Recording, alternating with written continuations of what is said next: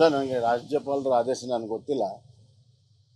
ಆದರೆ ಒಟ್ಟಾರೆ ಏನು ಈಗ ಭರ್ತಿ ಮಾಡಬೇಕಾಗಿರುವಂಥ ಪೋಸ್ಟ್ಗಳಿಗೆ ಯಾವ ನೀತಿ ಅನುಸರಿಸಬೇಕು ಅನ್ನೋದ್ರ ಬಗ್ಗೆ ಬಹಳ ಒಂದು ಸ್ಪಷ್ಟತೆ ಸರ್ಕಾರ ತೆಗೆದುಕೋಬೇಕಾಗುತ್ತೆ. ತೆಗೆದುಕೊಳ್ಳೋಕೆ ಸಾಧ್ಯತೆ ಇದೆ, ಅವ್ರು ಮನಸ್ಸು ಮಾಡಿದರೆ ತೆಗೆದುಕೊಳ್ಳೋಕೆ ಸಾಧ್ಯತೆ ಇದೆ. ಆದರೆ ಅದು ಯಾವುದೋ ಗೊಂದಲಕ್ಕೆ ಸಿಕ್ಕಾಕೊಂಡಿದ್ದಾರೆ. ಅದಕ್ಕೆ ನನ್ನ ಪ್ರಕಾರ ಕಾನೂನು ತಜ್ಞರ ಜೊತೆಗೆ ಇನ್ನಷ್ಟು ಚರ್ಚೆ ಮಾಡಿ ಆ ಎಲ್ಲ ಸಮುದಾಯಗಳನ್ನು ವಿಶ್ವಾಸಕ್ಕೆ ತೆಗೆದುಕೊಂಡು ಒಂದು ಸ್ಪಷ್ಟವಾದಂಥ ನೀತಿ ಮಾಡುವಂಥದ್ದು ಬಹಳ ಒಳ್ಳೆಯದು.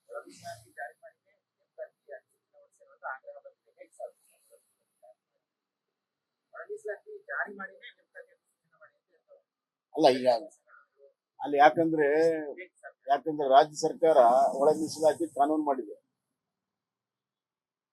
ಅಸೆಂಬ್ಲಿಯಲ್ಲಿ ಕಾನೂನು ಮಾಡಿ ರಾಜ್ಯಪಾಲರಿಗೆ ಹೋಗಿ ರಾಜ್ಯಪಾಲರು ಕೂಡ ಈಗ ಒಪ್ಪಿಗೆ ಕೊಟ್ಟಿದ್ದಾರೆ. ಅದಕ್ಕಾಗಿ ಸಹಜವಾಗಿ ಆ ಸಮಾಜದವರೆಲ್ಲ ಒಳ ಮೀಸಲಾತಿ ಕೊಡಿ ಅಂತ. ಈಗ ಒಳ ಮೀಸಲಾತಿ ಯಾವ ಪರ್ಸೆಂಟೇಜ್ ಅಲ್ಲಿ ಕೊಡ್ಬೇಕನ್ನುವಂಥದ್ದು ಮಾತ್ರ ಸಮಸ್ಯೆ ಇರುವಂಥದ್ದು. ಈ ಸಮಸ್ಯೆನ ಜಟಿಲಗೊಳಿಸಬಾರ್ದು, ಸಿಂಪ್ಲಿಫೈ ಮಾಡಬೇಕು. ಯಾವ ಪರ್ಸೆಂಟೇಜ್ ಅಲ್ಲಿ ಮಾಡಬೇಕು ಅನ್ನುವಂಥದ್ದು, ಅದರ ಬಗ್ಗೆ ಸ್ವಲ್ಪ ಕಾನೂನಿನ ತಜ್ಞರ ಜೊತೆಗೆಲ್ಲ ಚರ್ಚೆ ಮಾಡಿ ಅಂತಿಮವಾಗಿ ಅದಾಗಬೇಕಾಗುತ್ತೆ.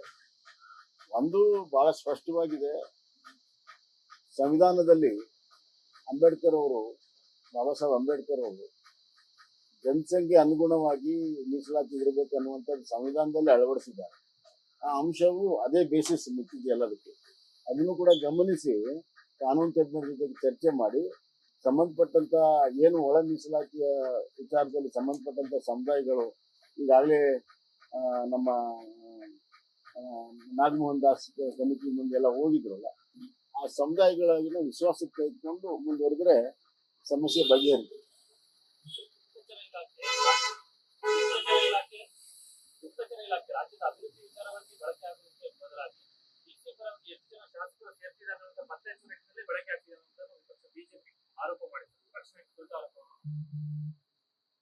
ಅಲ್ಲ, ಈಗ ಯಾವಾಗ ರಾಜಕೀಯ ಅಸ್ಥಿರತೆ ಇರ್ತದೆ, ಆವಾಗ ಗುಪ್ತಚರ ಇಲಾಖೆ, political reporting is also part of ಗುಪ್ತಚರ ಇಲಾಖೆ. ಮುಖ್ಯಮಂತ್ರಿಗಳ ಬಳಿ ಇರ್ತದೆ ಅದು. ಮುಖ್ಯಮಂತ್ರಿಗಳು ಅದನ್ನ ಯಾವ ರೀತಿ ಬಳಕೆ ಮಾಡ್ತಾರೆ, ತಮ್ಮದೇ ಪಕ್ಷದ ಶಾಸಕರ ಮೇಲೆ ನಿಗಾ ಇಡುವಂತ ರಾಜಕೀಯ ಅನೈತಿಕವಾಗಿರುವಂತ ಕ್ರಮಕ್ಕೆ ಮುಂದಾಗ್ತಾರೋ ಅಥವಾ ಇರುವಂತ ಮಾಹಿತಿಯಿಂದ ನೇರವಾಗಿ ಅವ್ರ ಜೊತೆಗೆ ಸಂಪರ್ಕವನ್ನು ಬೆಳೆಸ್ತಾರೋ, ಅದು ನೈತಿಕವಾಗಿ ಅವರು ಅದನ್ನ ನೋಡ್ತಾರೋ ಅನೈತಿಕವಾಗಿ ಅದನ್ನ ಮಾಡ್ತಾರೋ ಅನ್ನುವಂಥದ್ದು ಅದ್ರ ಮೇಲೆ ಡಿಪೆಂಡ್ ಆಗಿದೆ.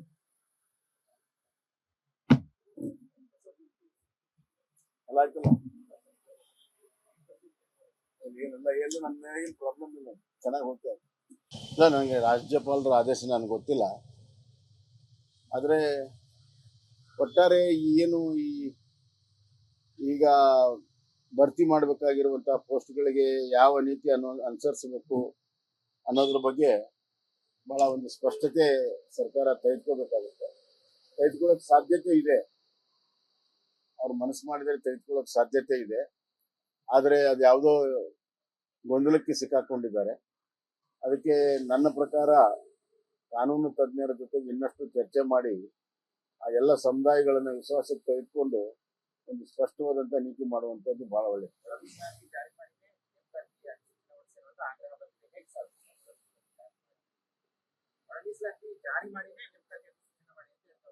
ಅಲ್ಲ, ಈಗ ಅಲ್ಲಿ ಯಾಕಂದ್ರೆ ರಾಜ್ಯ ಸರ್ಕಾರ ಒಳ ಮೀಸಲಾತಿ ಕಾನೂನು ಮಾಡಿದೆ. ಅಸೆಂಬ್ಲಿಯಲ್ಲಿ ಕಾನೂನು ಮಾಡಿ ರಾಜ್ಯಪಾಲರಿಗೆ ಹೋಗಿ ರಾಜ್ಯಪಾಲರು ಕೂಡ ಈಗ ಒಪ್ಪಿಗೆ ಕೊಟ್ಟಿದ್ದಾರೆ. ಅದಕ್ಕಾಗಿ ಸಹಜವಾಗಿ ಆ ಸಮಾಜದವರೆಲ್ಲ ಒಳ ಮೀಸಲಾತಿ ಕೊಡಿ ಅಂತ. ಈಗ ಒಳ ಮೀಸಲಾತಿ ಯಾವ ಪರ್ಸೆಂಟೇಜ್ ಅಲ್ಲಿ ಕೊಡ್ಬೇಕನ್ನುವಂಥದ್ದು ಮಾತ್ರ ಸಮಸ್ಯೆ ಇರುವಂಥದ್ದು. ಈ ಸಮಸ್ಯೆನ ಜಟಿಲಗೊಳಿಸಬಾರ್ದು, ಸಿಂಪ್ಲಿಫೈ ಮಾಡಬೇಕು. ಯಾವ ಪರ್ಸೆಂಟೇಜ್ ಅಲ್ಲಿ ಮಾಡಬೇಕು ಅನ್ನುವಂಥದ್ದು, ಅದರ ಬಗ್ಗೆ ಸ್ವಲ್ಪ ಕಾನೂನಿನ ತಜ್ಞರ ಜೊತೆಗೆಲ್ಲ ಚರ್ಚೆ ಮಾಡಿ ಅಂತಿಮವಾಗಿ ಅದಾಗಬೇಕಾಗುತ್ತೆ. ಒಂದು ಬಹಳ ಸ್ಪಷ್ಟವಾಗಿದೆ, ಸಂವಿಧಾನದಲ್ಲಿ ಬಾಬಾ ಸಾಹೇಬ್ ಅಂಬೇಡ್ಕರ್ ಅವರು ಜನಸಂಖ್ಯೆ ಅನುಗುಣವಾಗಿ ಮೀಸಲಾತಿ ಇರಬೇಕು ಅನ್ನುವಂಥದ್ದು ಸಂವಿಧಾನದಲ್ಲಿ ಅಳವಡಿಸಿದ್ದಾರೆ. ಆ ಅಂಶವು ಅದೇ ಬೇಸಿಸ್ ಮಿಕ್ಕಿದೆ ಎಲ್ಲದಕ್ಕೆ. ಅದನ್ನು ಕೂಡ ಗಮನಿಸಿ ಕಾನೂನು ತಜ್ಞರ ಜೊತೆಗೆ ಚರ್ಚೆ ಮಾಡಿ ಸಂಬಂಧಪಟ್ಟಂತ ಏನು ಒಳ ಮೀಸಲಾತಿಯ ವಿಚಾರದಲ್ಲಿ ಸಂಬಂಧಪಟ್ಟಂತ ಸಮುದಾಯಗಳು ಈಗಾಗಲೇ ನಮ್ಮ ನಾಗಮೋಹನ್ ದಾಸ್ ಸಮಿತಿ ಮುಂದೆಲ್ಲ ಹೋಗಿದ್ರಲ್ಲ, ಆ ಸಮುದಾಯಗಳನ್ನ ವಿಶ್ವಾಸಕ್ಕೆ ತೆಗೆದುಕೊಂಡು ಮುಂದುವರೆದ್ರೆ ಸಮಸ್ಯೆ ಬಗೆಹರಿಯುತ್ತೆ.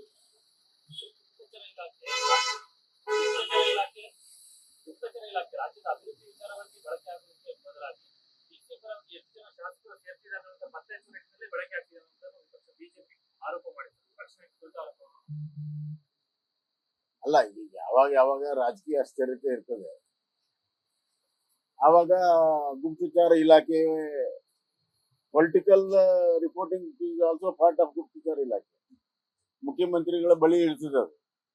ಮುಖ್ಯಮಂತ್ರಿಗಳು ಅದನ್ನ ಯಾವ ರೀತಿ ಬಳಕೆ ಮಾಡ್ತಾರೆ, ತಮ್ಮದೇ ಪಕ್ಷದ ಶಾಸಕರ ಮೇಲೆ ನಿಗಾ ಇಡುವಂತ ರಾಜಕೀಯ ಅನೈತಿಕವಾಗಿರುವಂತ ಕ್ರಮಕ್ಕೆ ಮುಂದಾಗ್ತಾರೋ ಅಥವಾ ಇರುವಂತ ಮಾಹಿತಿಯಿಂದ ನೇರವಾಗಿ ಅವ್ರ ಜೊತೆಗೆ ಸಂಪರ್ಕವನ್ನ ಬೆಳೆಸ್ತಾರೋ, ಅದು ನೈತಿಕವಾಗಿ ಅವರು ಅದನ್ನ ನೋಡ್ತಾರೋ ಅನೈತಿಕವಾಗಿ ಅದನ್ನ ಮಾಡ್ತಾರೋ ಅನ್ನುವಂಥದ್ದು ಅದ್ರ ಮೇಲೆ ಡಿಪೆಂಡ್ ಆಗಿದೆ.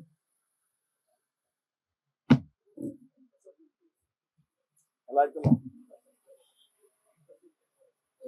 ಏನು ನನ್ನ ಏನು ಪ್ರಾಬ್ಲಮ್ ಇಲ್ಲ, ಚೆನ್ನಾಗಿ ಹೋಗ್ತಾ ಇಲ್ಲ. ನನಗೆ ರಾಜ್ಯಪಾಲರ ಆದೇಶ ನನಗೆ ಗೊತ್ತಿಲ್ಲ. ಆದರೆ ಒಟ್ಟಾರೆ ಏನು ಈಗ ಭರ್ತಿ ಮಾಡಬೇಕಾಗಿರುವಂತಹ ಪೋಸ್ಟ್ಗಳಿಗೆ ಯಾವ ನೀತಿ ಅನುಸರಿಸಬೇಕು ಅನ್ನೋದ್ರ ಬಗ್ಗೆ ಬಹಳ ಒಂದು ಸ್ಪಷ್ಟತೆ ಸರ್ಕಾರ ತೆಗೆದುಕೋಬೇಕಾಗುತ್ತೆ. ತೆಗೆದುಕೊಳ್ಳೋಕೆ ಸಾಧ್ಯತೆ ಇದೆ, ಅವ್ರು ಮನಸ್ಸು ಮಾಡಿದರೆ ತೆಗೆದುಕೊಳ್ಳೋಕೆ ಸಾಧ್ಯತೆ ಇದೆ. ಆದರೆ ಅದು ಯಾವುದೋ ಗೊಂದಲಕ್ಕೆ ಸಿಕ್ಕಾಕೊಂಡಿದ್ದಾರೆ. ಅದಕ್ಕೆ ನನ್ನ ಪ್ರಕಾರ ಕಾನೂನು ತಜ್ಞರ ಜೊತೆಗೆ ಇನ್ನಷ್ಟು ಚರ್ಚೆ ಮಾಡಿ ಆ ಎಲ್ಲ ಸಮುದಾಯಗಳನ್ನು ವಿಶ್ವಾಸಕ್ಕೆ ತೆಗೆದುಕೊಂಡು ಒಂದು ಸ್ಪಷ್ಟವಾದಂತ ನೀತಿ ಮಾಡುವಂತದ್ದು ಬಹಳ ಒಳ್ಳೆಯದು.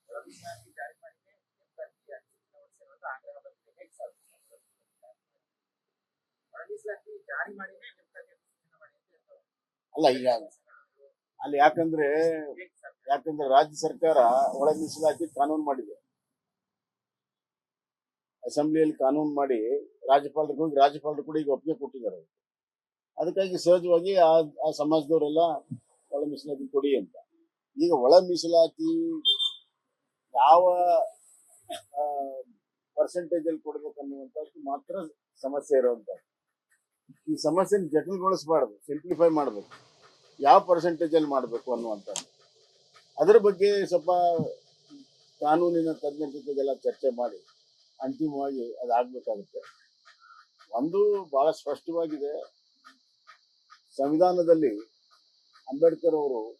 ಬಾಬಾ ಸಾಹೇಬ್ ಅಂಬೇಡ್ಕರ್ ಅವರು ಜನಸಂಖ್ಯೆ ಅನುಗುಣವಾಗಿ ಮೀಸಲಾತಿ ಇರಬೇಕು ಅನ್ನುವಂಥದ್ದು ಸಂವಿಧಾನದಲ್ಲಿ ಅಳವಡಿಸಿದ್ದಾರೆ. ಆ ಅಂಶವು ಅದೇ ಬೇಸಿಸ್ ಮಿಕ್ಕಿದೆ ಎಲ್ಲದಕ್ಕೆ. ಅದನ್ನು ಕೂಡ ಗಮನಿಸಿ ಕಾನೂನು ತಜ್ಞರ ಜೊತೆಗೆ ಚರ್ಚೆ ಮಾಡಿ ಸಂಬಂಧಪಟ್ಟಂತ ಏನು ಒಳ ಮೀಸಲಾತಿಯ ವಿಚಾರದಲ್ಲಿ ಸಂಬಂಧಪಟ್ಟಂತ ಸಮುದಾಯಗಳು ಈಗಾಗಲೇ ನಮ್ಮ ನಾಗಮೋಹನ್ ದಾಸ್ ಸಮಿತಿ ಮುಂದೆಲ್ಲ ಹೋಗಿದ್ರಲ್ಲ, ಆ ಸಮುದಾಯಗಳನ್ನ ವಿಶ್ವಾಸಕ್ಕೆ ತೆಗೆದುಕೊಂಡು ಮುಂದುವರೆದ್ರೆ ಸಮಸ್ಯೆ ಬಗೆಹರಿಯುತ್ತೆ.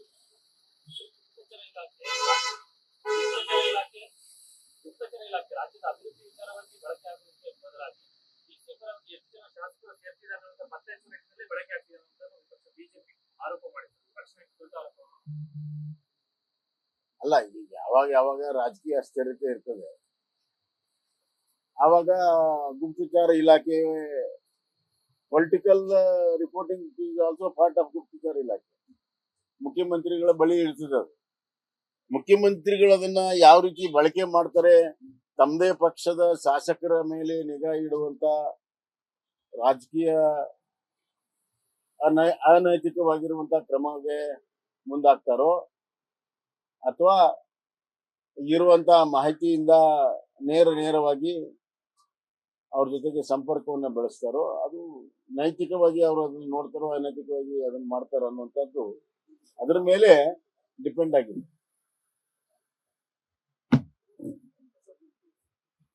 ಅಲ್ಲ ಆಯ್ತಲ್ಲ, ಏನಿಲ್ಲ, ಏನು ನಮ್ಮ ಏನು ಪ್ರಾಬ್ಲಮ್ ಇಲ್ಲ, ಚೆನ್ನಾಗಿ ಹೋಗ್ತಾ ಇದೆ.